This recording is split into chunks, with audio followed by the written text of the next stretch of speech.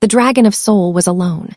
For the first time in 45 years, Kang Jinho realized that absolute power felt exactly like a grave. He sat on the edge of a bed that cost more than most people earned in a decade, his broad shoulders slumped under the weight of a custom-tailored black suit. He flicked his phone screen, a cold glass slab that offered nothing. No messages from his lieutenants, no missed calls from his associates. The digital clock glowed 9:00 p.m.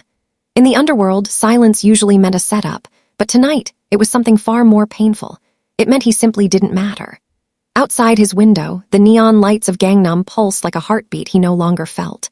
He had spent his life building a throne out of fear and blood, climbing over the bodies of his enemies to reach this 50th floor penthouse, only to realize that at the top, the air was too thin to breathe.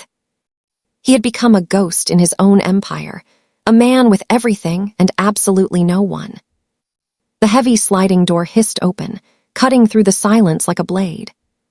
Min-hee stepped in, her designer heels clicking sharply against the marble. She didn't look at him. Her eyes were glued to her phone, her thumbs scrolling through social media with bored indifference. She began complaining immediately, something about the yacht for her weekend in Jeju not being stocked with the right vintage of champagne.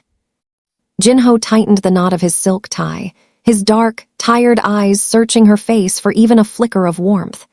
He had stopped looking for love in her years ago, but tonight, he was desperate for just a shred of humanity. "It's my birthday, Min-hee," he said, his voice low and raspy, like gravel under a boot. He just wanted her to pause, to acknowledge that he was a man, not just a bank account. Min-hee didn't even stop scrolling. She let out a sharp, mocking exhale. "You're 45, Jinho. You're a grown man, not a toddler crying for a party." She waved a manicured hand dismissively, heading back toward the door. "I'm meeting the girls at the club, don't wait up. Oh, and tell your assistant to top up my shopping card. The limit hit today." The door hissed shut. The silence that followed was heavier than before. Jinho closed his eyes, the frozen void in his chest expanding. He was the most feared man in the city, and he was completely, utterly forgotten. He didn't know that in 3 minutes, a small, hesitant knock on his private door would change his life forever. The silence of the penthouse was usually Jinho's only sanctuary, but tonight it felt like a suffocating shroud. He stood by the window, his reflection ghostly against the backdrop of Seoul's electric skyline. He began to unbutton his waistcoat, each movement heavy and robotic. This was the life he had fought for, the dragon's life, where he was surrounded by millions of dollars in art and technology, yet couldn't find a single reason to draw a breath of satisfaction. He retreated to his private wing, a place where even his most senior lieutenants feared to tread without an express invitation. In this wing, the air was colder, the marble darker. It was his inner sanctum, a fortress within a fortress. He sat on the edge of the sprawling bed, his head lowered, hands clasped together. The weight of being 45 and utterly irrelevant to the world pressed down on his broad shoulders. Then, the impossible happened. Knock, knock, knock. Jinho's body went rigid. His dark, tired eyes snapped toward the heavy oak door. His hand instinctively reached for the silenced pistol concealed in the bedside drawer. No one knocked on this door. Not the guards, not the house manager, and certainly not Min-hee. A knock here was a breach. It was a threat. He stood up, his posture shifting from a broken man to a predator in a heartbeat. He moved across the room with the silent, predatory grace of a man who had survived a dozen assassinations. He didn't ask who was there.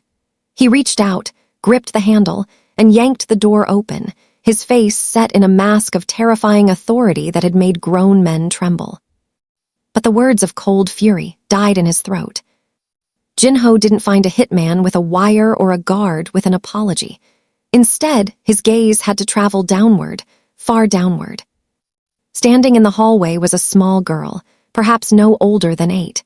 She was wearing a bright purple hoodie that looked slightly too big for her slim frame, and her dark hair was tied into 2 low, messy pigtails. Beside her, peeking out from behind the doorframe with a playful, mischievous grin, was a boy in a green and yellow striped sweater. Jinho froze. The dragon of the Seoul underworld was suddenly rendered speechless by a child in a hoodie. The little girl didn't shrink back from his towering height or the visible scars that traced a path along his neck. Instead, her eyes sparkled with a terrifyingly pure kind of joy.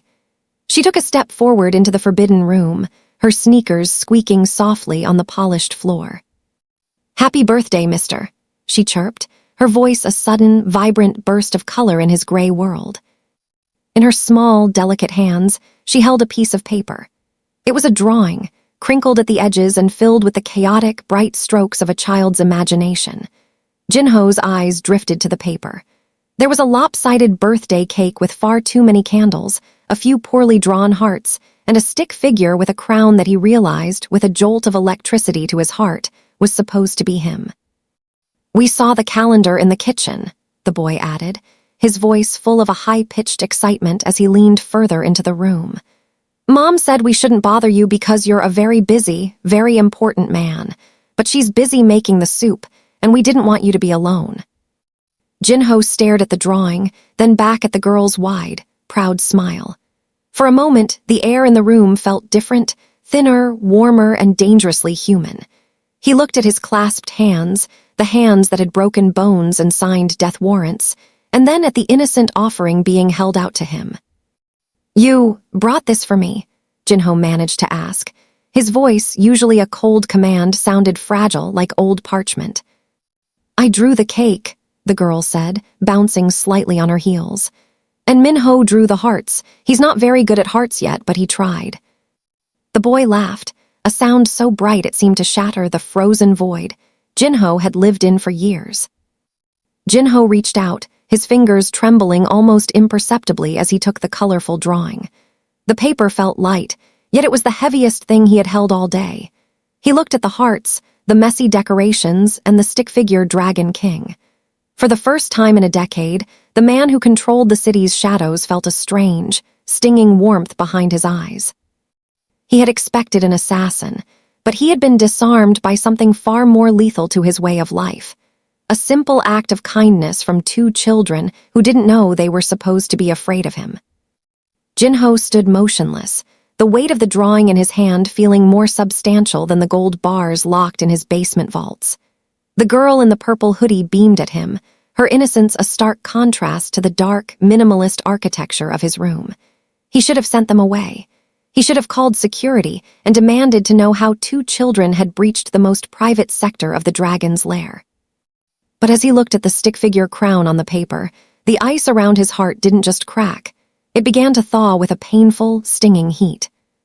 "And that's not all," the boy, Minho, whispered. He stepped fully into the room, his eyes darting around at the expensive suits and the heavy furniture with wide-eyed wonder. He was carrying something behind his back with the exaggerated secrecy only a child can manage. "We knew kings shouldn't just have drawings. Kings need a feast." With a flourish, the boy revealed a single, slightly squashed chocolate cupcake. It was sitting on a ruffled paper napkin that bore the distinct logo of the five-star catering service Jinho employed for the penthouse. The frosting was smudged, likely from the boy's sleeve, and a single unlit candle was jammed haphazardly into the center at a 45-degree angle. "We borrowed it," the girl whispered, leaning in as if sharing a state secret. "Mom was busy with the seaweed soup for the staff, so we did a mission. I was the lookout and Minho was what was the word? The extraction specialist," the boy said proudly, puffing out his chest in his striped sweater. Jinho felt a ghost of a smile tugging at the corners of his mouth, a sensation so foreign it almost felt like an injury. For decades, his face had been a mask of stone, a tool used to intimidate rivals and command legions. But looking at the extraction specialist and the lookout, the mask felt too heavy to maintain. He slowly lowered himself, his expensive trousers creaking as he knelt on the cold marble floor, so he was at eye level with them. An extraction mission, was it? Jinho's voice was still low, but the raspy edge of the underworld boss had been replaced by something softer, something human. "In this house, that's a very dangerous crime." The girl giggled, not sensing a shred of threat. "It's not a crime if it's for a birthday. That's the rule of the universe." She reached out and took the cupcake from her brother, offering it to Jinho. The sight of her small, clean hands against the backdrop of his scarred, powerful ones was a visual he knew would haunt him forever. He took the cupcake, the sugary scent of cheap chocolate filling his nose, more intoxicating than the rarest vintages Minhee usually demanded. "We don't have a lighter," Minho said, his face falling slightly. "Mom says we aren't allowed to touch the stove." Jinho reached into his pocket and pulled out a sleek, matte black lighter, a tool usually reserved for expensive cigars after high-stakes negotiations. With a soft clack, a small flame danced between them. He lit the crooked candle, the golden light reflecting in the children's sparkling eyes and the tired, dark depths of his own. "Make a wish, Mr. Boss," the girl urged, her hands clasped under her chin.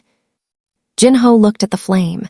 10 minutes ago, he had wished to disappear, to stop feeling the crushing weight of his own existence. But as he looked at the two children who had risked a mission, just so he wouldn't be alone, his wish changed. He didn't wish for power, or for his enemies to fall, or for his bank account to grow. He wished, for the first time in 45 years, that he could deserve a moment like this. He blew out the candle. A thin trail of smoke drifted toward the ceiling. "Did it come true?" Minho asked breathlessly. Jinho looked at the smudged cupcake, the handmade drawing, and the two bright faces in front of him. He felt the frozen void in his chest fill with a strange, terrifying warmth. "I think," Jinho said, his voice thick with an emotion he couldn't quite name, "that it just did." As he took a small, careful bite of the stolen cupcake, the sharp, masculine features of the most feared man in Seoul finally softened. The dragon was gone. In his place sat a man who was, for the first time in his life, truly home. The warmth of the moment was shattered by the frantic sound of footsteps echoing down the marble hallway. It was a sharp, uneven rhythm, the sound of someone running in terror. Jinho didn't have to look up to know who it was. The door, which he had left ajar, was pushed open with a desperate force, and a woman stumbled in, her face pale and her breath hitching in her chest. "Noah, Myre," her voice broke as she scrambled into the room, her eyes wide with a primal fear that Jinho had seen 1,000 times in the eyes of his enemies. She reached for the children, pulling them behind her in one swift motion, her body trembling as she stood between them and the most dangerous man in Seoul. "I'm so sorry, Chairman. Please. They're just children. They didn't know. Please don't hurt them. I'll leave right now. I'll never come back." Jinho remained on one knee, the smudged cupcake still in his hand and the handmade drawing resting on his thigh. He looked up, his sharp features illuminated by the dim, golden light of the bedside lamp. He was prepared to deliver a cold dismissal, a reminder of the rules, but the words died in his throat as his gaze settled on her face. It had been 10 years. Back then, he hadn't been the dragon of the underworld. He had been a bleeding, broken street soldier left for dead in an alleyway after a botched ambush. He remembered the smell of rain and iron, the taste of his own blood, and the flickering neon sign of a back-alley-free clinic that shouldn't have been open. He looked at the maid now. Her hair was tied back in a hurried bun, her hands were calloused from cleaning his floors, and her eyes were filled with tears. But he saw the young nurse who had dragged him inside that night. He remembered her hands, steady and warm, stitching a jagged wound across his ribs without asking for his name or his allegiance. When the police had knocked on the clinic door, she hadn't turned him in. She had placed a hand on his shoulder and whispered, "Everyone deserves a tomorrow," before hiding him in the basement. She was the only person in his entire life who had looked at his blood-stained hands and seen a human being worth saving. "Ha-yoon." Jinho's voice was a ghost of a sound, barely audible over the hum of the air conditioning. The woman froze. Her breath caught, and for the first time, she actually looked at the man she had been serving in silence for weeks. She stopped shielding the children and peered into the dark, tired eyes of the chairman. Her gaze traveled to the faint, silver scar trailing down his neck, disappearing under the collar of his white dress shirt, the very scar she had closed a decade ago. "You," she whispered, her hands dropping to her sides. "The boy from the clinic." The silence that followed was heavy with the weight of 10 years of survival. The children looked back and forth between them, sensing the sudden shift in the air. The boy, Minho, reached out and tugged on his mother's apron. "Mom, he liked the cake. He made a wish." Jinho slowly stood up, regaining his full, intimidating height, but the predatory edge was gone. He looked down at the cupcake in his hand, the gift from the children of the woman who had given him his tomorrow. The irony was a physical ache in his chest. He had spent a decade becoming a monster, while she had spent a decade struggling to raise two beautiful lives in the shadows of the city he controlled. "You were the nurse," Jinho said, his voice regaining its strength but carrying a rare, hidden depth of gratitude. "You saved me, and now you're cleaning my floors." Ha-yoon lowered her head, the terror replaced by a weary sort of shame. "Life wasn't kind after the clinic closed, Chairman. I did what I had to do to keep them fed. I didn't recognize you. You've changed so much." "I became what I had to become," Jinho replied, looking at the children who were now peeking out from behind her legs again. "But I haven't forgotten that night, or the woman who told me I deserved a tomorrow." He walked toward her, and for a second she flinched, but he didn't reach for his gun or a bell to summon security. Instead, he held out the handmade drawing. "Your daughter is a talented artist," he said softly, "and your son is an excellent extraction specialist." Ha-yoon took a trembling breath, a single tear finally escaping and rolling down her cheek. The man who controlled the city's underground empire stood before her not as a boss, but as a man who finally remembered what it felt like to be seen. "They shouldn't be in here," she whispered, though the fear was fatting. "On the contrary," Jinho said, his gaze returning to the children with a softness that would have terrified his rivals. "I think they are the only ones who belong here tonight." The room, once a cold vault of secrets and sharp edges, softened as Ha-yoon hesitantly lowered her guard. Jinho checked his watch, a masterpiece of platinum and precision, but for the first time, he wasn't tracking an appointment or a deadline. He looked at the children, who were now exploring the perimeter of his massive mahogany desk with wide-eyed reverence. "1 hour," Jinho said, his voice regaining its steady authority, though the icy bite was gone. "They can stay for 1 hour, then they must sleep." Ha-yoon nodded, her breath finally coming in even cycles, though she remained near the door like a bird ready to take flight. Jinho sat back in his leather chair, watching as the boy, Minho, marched over to the window. The boy didn't cower. Instead, he stood with his feet apart and his small hands clasped behind his back, mimicking Jinho's own habitual stance. He stared out at the sprawling lights of Seoul with a focused, intense frown, trying to command the horizon just as the man beside him did. "The city is big," Minho noted, his voice dropping into a forced, low register. "I bet you have to be very tough to own all those lights." Jinho felt a pang of recognition that bordered on physical pain. He saw the way the boy squared his shoulders, trying to hide the natural softness of his age. He saw a mirror of his own childhood, a boy who had decided that feeling nothing was the only way to survive. "Being tough isn't about owning the lights, Minho," Jinho said quietly. The girl, Maid, climbed onto the plush ottoman at his feet, hugging her knees. "Tell us a story, Mr. Boss, a story about a dragon." Jinho looked from the drawing on his desk to the boy who was trying so hard to be a soldier. He leaned forward, the shadows of the room dancing across the sharp lines of his face. "Once," Jinho began, his voice taking on the rhythmic cadence of a dark folklore, "there was no dragon. There was only a very small, very hungry lizard living in a gutter. The gutter was cold, and the larger animals always stepped on him. He decided that if he grew scales made of iron and teeth made of glass, no one could ever hurt him again." The children leaned in, captivated. Ha-yoon watched from the shadows, her heart aching as she realized the fairy tale was stripped of its magic and replaced with the raw truth of Jinho's life. "The lizard fought every day," Jinho continued, his eyes distant, as if seeing the ghosts of his own past. "He climbed a mountain of jagged rocks, losing his skin and his blood along the way. Every time he felt pain, he threw that part of himself away until he forgot how to cry.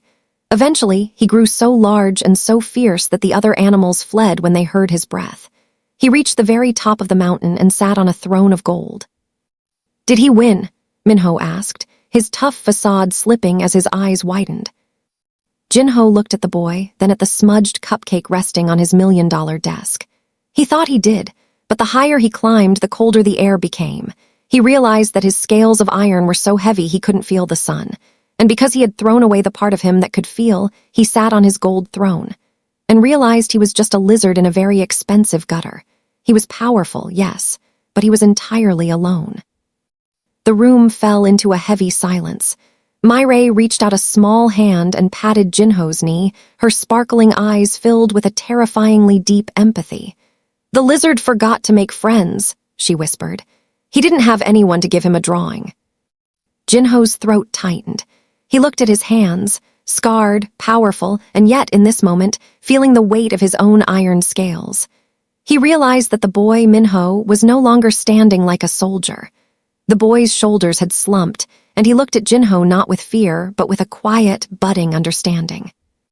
"I don't want to be a lizard on a mountain," Minho said softly, his voice returning to that of a child. "Good," Jinho replied, reaching out to ruffle the boy's hair, a gesture he hadn't performed in decades. "Because the mountain is a lonely place to spend a birthday." As the hour dwindled, the dragon of Seoul sat in the dim light, surrounded not by his lieutenants or his riches, but by the only 3 people in the world who knew that beneath the iron scales, the lizard was still breathing. The fragile piece of the room was shattered not by a knock, but by the violent crash of the sliding doors. Minhee stood in the threshold, her silhouette framed by the harsh fluorescent lights of the hallway. She was wrapped in a fur coat that cost more than a year of Hayun's salary, her face twisted into a mask of pure, unadulterated disgust. She had returned, not out of guilt, but because she had forgotten her designer sunglasses, and what she found instead stopped her heart for all the wrong reasons. "Jinho, what is this?" Her voice was a shrill blade, cutting through the warm air. She marched into the center of the room, her heels clicking like a firing squad. Her eyes raked over the scene, the powerful chairman of the 7-star syndicate kneeling on a rug, a half-eaten, cheap cupcake on his desk, and the help standing in his private wing with 2 children who looked far too comfortable. Hayun instinctively pulled the children behind her, the old terror returning in a flood. "Ma'am, I'm so sorry, we were just—" "Be quiet," Minhee snapped, not even deigning to look at the maid. She turned her venom toward Jinho. "Have you lost your mind? You let this trash into your bedroom? On your birthday? I thought you were a king, Jinho, not a social worker for the gutter-born." Jinho stood up slowly. His height was imposing, his black suit a shadow that seemed to swallow the light. "Minhee," he said, his voice dangerously level. "Leave now." "I will leave when these animals are gone," she shrieked. She reached out with a manicured hand and snatched the drawing, the stick-figure dragon with the gold crown, from the desk. "Is this what you've been doing? Playing house with a servant's bastards?" Before Jinho could move, Minhee's fingers flexed. With a slow, deliberate sneer, she tore the paper in half. Then again, and again. She threw the colorful fragments onto the marble floor, grinding them under the sharp point of her stiletto. The room went deathly silent. Maid let out a small, broken whimper, her eyes filling with tears as she watched her birthday gift become confetti. Minho's small fists clenched at his sides, his lower lip trembling as he tried to remain tough in the face of such casual cruelty. Jinho didn't yell. He didn't move fast. Instead, a coldness settled over him that was far more terrifying than any outburst. It was the dragon returning, but this time, the fire wasn't for his enemies. It was for the woman he had intended to marry. He stepped into Minhee's personal space, his shadow looming over her until she was forced to tilt her head back. "Do you know why I was alone tonight, Minhee?" Jinho whispered, the sound vibrating with a dark, rhythmic intensity. "Because I was surrounded by people like you, people who know the price of everything and the value of nothing." "Jinho, you're being dramatic," she stammered, her bravado finally flickering as she saw the predatory stillness in his eyes. "It was just a piece of paper." "That piece of paper was the only honest gift I have received in 20 years, Jinho said. He reached out, his hand hovering near her throat, not touching, but close enough for her to feel the heat of his rage. "You called them trash, but looking at you right now, in your fur and your diamonds, I realize you are the only thing in this room that is hollow." He stepped back and pointed toward the door. "Get out, not just from this room, from my house, from my life, from Seoul. If I see your face by sunrise, I will treat you with the same humanity you showed these children." "You're choosing her," Min-hee gasped, gesturing wildly at Ha-yoon. "A maid over me, over the alliance with my father." "I am choosing a tomorrow," Jinho replied, his voice echoing with finality. "And you have no place in it." Min-hee looked at the stone-cold determination in his face and realized the engagement wasn't just over. It was incinerated. She turned on her heel, her face flushed with humiliation, and fled the room, the fatting sound of her heels a pathetic ghost of the power she once thought she held. Jinho stood in the center of the room for a long moment, his chest heaving. Then he looked down at the shredded pieces of the drawing. He knelt not like a boss, but like a man seeking penance, and began to pick up the fragments one by one. He looked at Maid, who was still hiding behind her mother's apron. He held out a piece of the drawing that still showed a small, hand-drawn heart. "I'm sorry," he said softly, "but don't worry, I have a very good memory. I've already memorized the crown." Ha-yoon looked at the most feared man in Korea, now kneeling amidst the ruins of a child's drawing, and she knew then that the dragon hadn't just protected them. He had finally decided to join them. The silence that followed Min-hee's departure was not the peaceful kind. It was the heavy, ionized stillness that precedes a localized hurricane. Jinho stood among the torn fragments of the drawing, his mind already calculating the fallout. In the world of the Seven-Star Syndicate, an alliance with a political family like Min-hee's wasn't just a social contract, it was a structural beam. By snapping it, Jinho hadn't just ended an engagement, he had signaled a shift in his own gravity. He spent the next hour ensuring Ha-yoon and the children were settled in a guest suite deeper within the private wing, far from the prying eyes of the household staff. He watched from the doorway as Ha-yoon tucked the children into silk sheets that were far too large for them. Maid was already drifting off, her small hand clutching the scrap of paper Jinho had returned to her. "Stay here," Jinho commanded, his voice returning to that low, resonant vibration of a man who ruled by decree. "Do not open this door for anyone but me, not even the house manager." Ha-yoon looked up at him, her eyes searching his for the man she had saved a decade ago. "Is it starting, Jinho, the war because of us?" "It's a war that was already coming," Jinho replied, his jaw tightening. "You were just the reason I finally decided to fight it." He exited the suite and made his way toward the lower levels of the penthouse. He needed to speak with his head of security, but as he stepped into the secondary hallway that led to the service quarters, the smell hit him first. It wasn't the scent of expensive floor wax or filtered air. It was the sharp, metallic tang of ozone and the scorched smell of ruined electronics. Jinho rounded the corner and stopped. The maid's quarters, Ha-yoon's modest room, had been decimated. This wasn't a robbery, it was a desecration. The small wooden desk where she likely kept her records was shattered into splinters. Her few personal clothes had been ripped from the closet and shredded, left in heaps on the floor like dead leaves.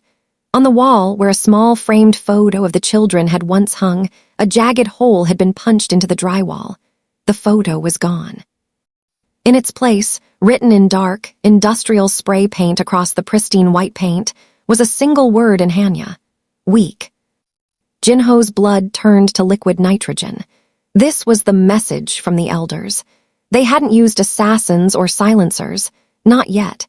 They had used the tools of thugs to show him that nothing under his roof was sacred anymore. They had watched him choose the help over the elite, and they had responded by marking his home as a hunting ground. He knelt down, picking up a small, stuffed rabbit that belonged to Maid.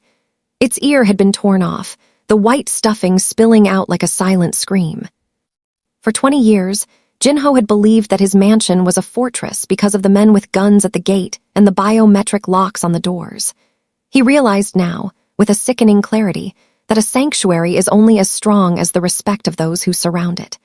By showing mercy, by showing humanity to a woman from his past and her children, he had bled in front of sharks. To the elders, Jinho was no longer the dragon, he was a liability. A shadow shifted at the end of the hallway. Park, his most loyal lieutenant, approached with his head bowed, his face grim. "The elders are gathered at the Blue House estate, Chairman. They heard about Min-hee. They are saying you've allowed a virus into the syndicate. They are demanding the maid and the children be handed over for questioning. Jinho stood up, the stuffed rabbit gripped so tightly in his hand that his knuckles turned white. The sadness that had burdened him all evening evaporated, replaced by a cold, incandescent clarity. The frozen void was gone, filled now by a protective rage that felt like a return to his truest self. Questioning, Jinho's voice was a whisper that carried the weight of a death sentence. They say it's to ensure the purity of the bloodline, sir, Park added hesitantly. Jinho looked at the ruined room once more. He thought of the cupcake, the drawing, and the woman who had stitched his soul back together 10 years ago. He realized his home was no longer a sanctuary. It was a target, and if he wanted to keep those children breathing, he couldn't stay behind these walls. Tell the elders I won't be coming to the blue house, Jinho said, turning toward the elevator. And tell them that if they want the virus, they'll have to come and get it from the dragon's mouth. He walked away from the wreckage, the torn rabbit tucked into his suit jacket. The birthday was over. The war had begun. The atmosphere inside the inner sanctum had shifted from a sanctuary to a war room, though Jinho did his best to hide the smell of gunpowder and the weight of the tactical vest beneath his silk shirt. He knew the elders were moving. He could feel the invisible net of the syndicate tightening around the tower. But before he descended into the red tide of the coming conflict, he returned to the guest suite.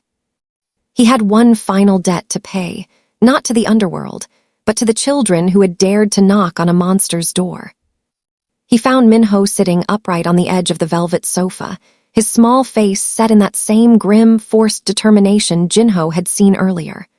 The boy had found a wooden ruler from the desk and was holding it like a sword, his eyes darting toward the door every time the building groaned.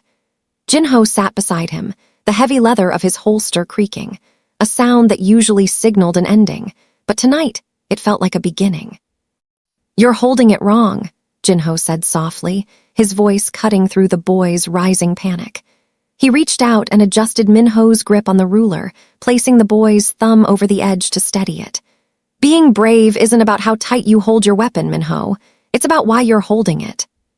The boy looked up, his lower lip trembling despite his best efforts.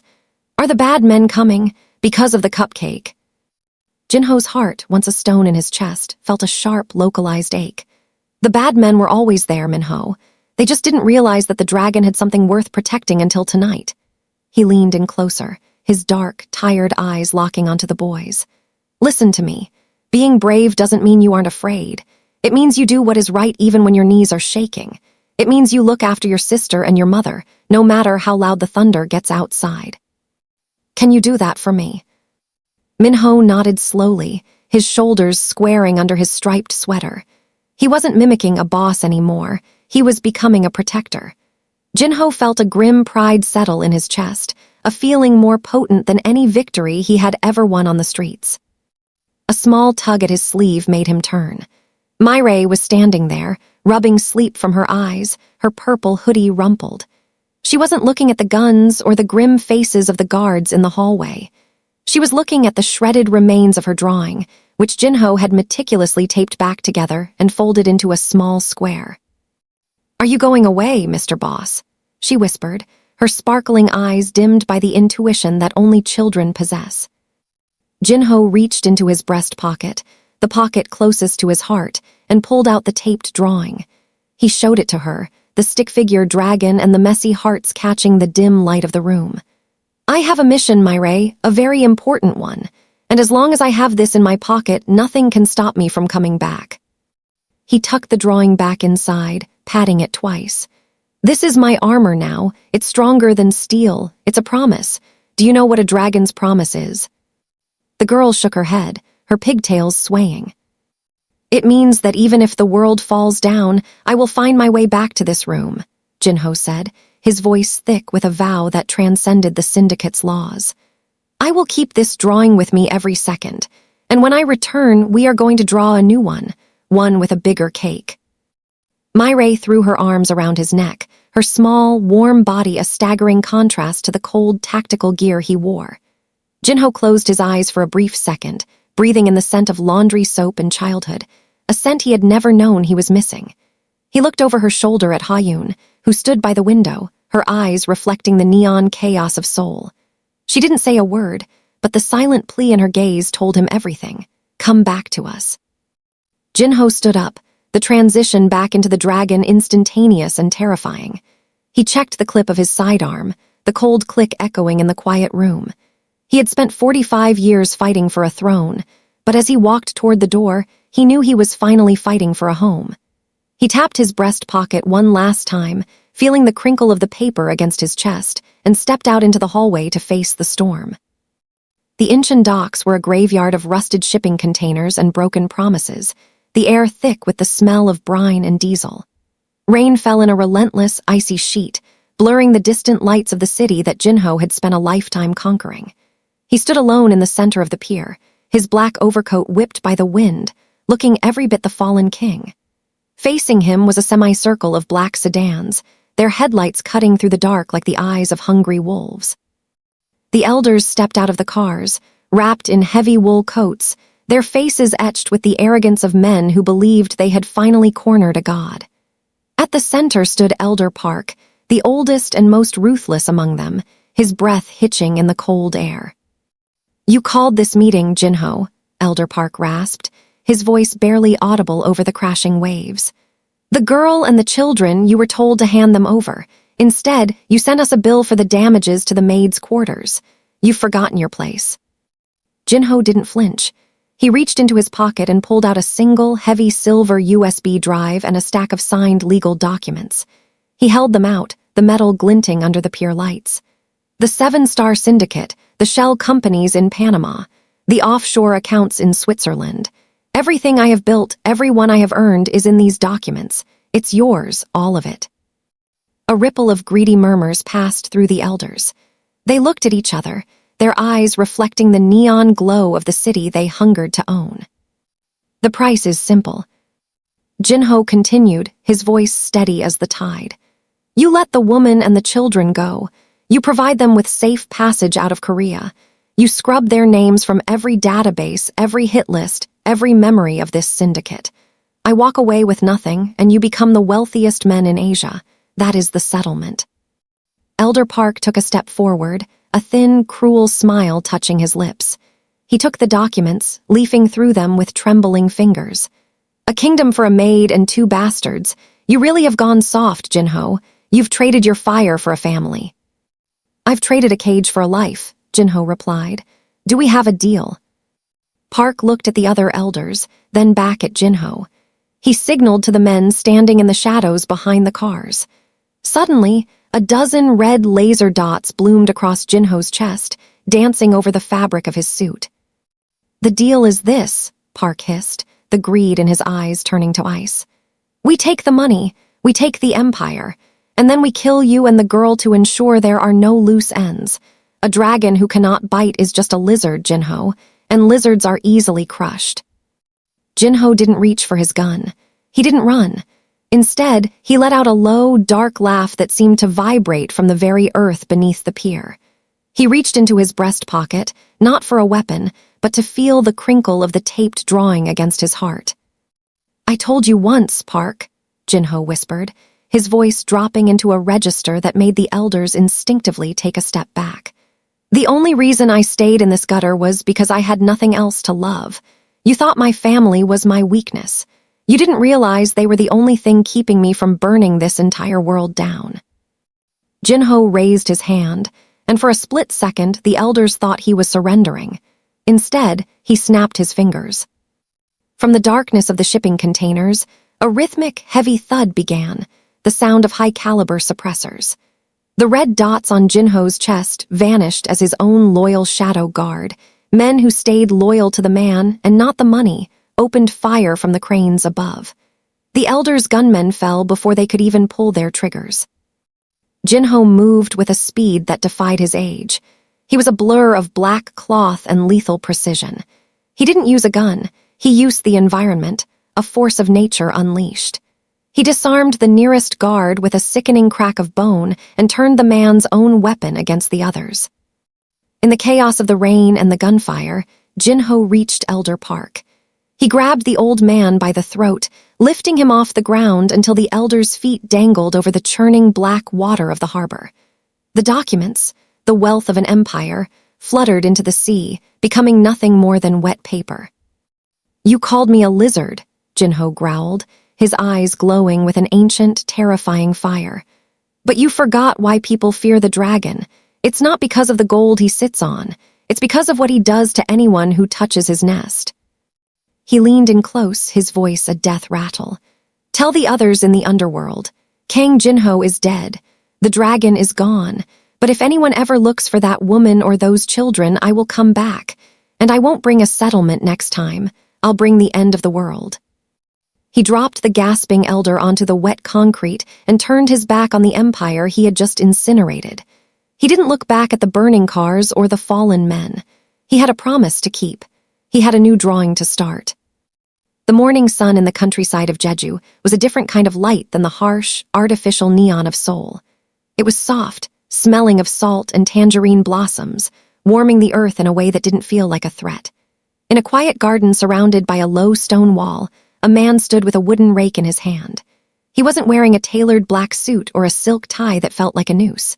Instead, Kang Jinho wore a simple, charcoal gray wool sweater and worn-out chinos. His hair wasn't slicked back into a mask of authority. It was loose, silvering slightly at the temples, moving with the breeze. For the first time in 46 years, the dragon was at peace. He stopped his work, leaning on the rake as he looked toward the small, traditional house. There were no biometric locks here, no armed guards packing the perimeter, and no obsidian desks piled with death warrants. The only empire he commanded now was 3 acres of fertile land and a small workshop where he spent his afternoons carving wooden toys. He had traded his blood-soaked throne for a life where his name was no longer a curse, but a call for dinner. "Daddy, Daddy, look." The screen door slapped shut, and the silence was shattered by the most beautiful sound Jinho had ever heard. Maid came sprinting across the grass, her purple hoodie replaced by a bright yellow sundress. She was followed closely by Minho, who no longer tried to walk like a soldier. He ran with the clumsy, unchecked joy of a 9-year-old boy who knew he was safe. Jinho dropped the rake and knelt, his broad shoulders opening wide. The impact of 2 small bodies hitting his chest was enough to knock him backward onto the grass, but he only laughed, a deep, resonant sound that had once been a rarity and was now the soundtrack of his days.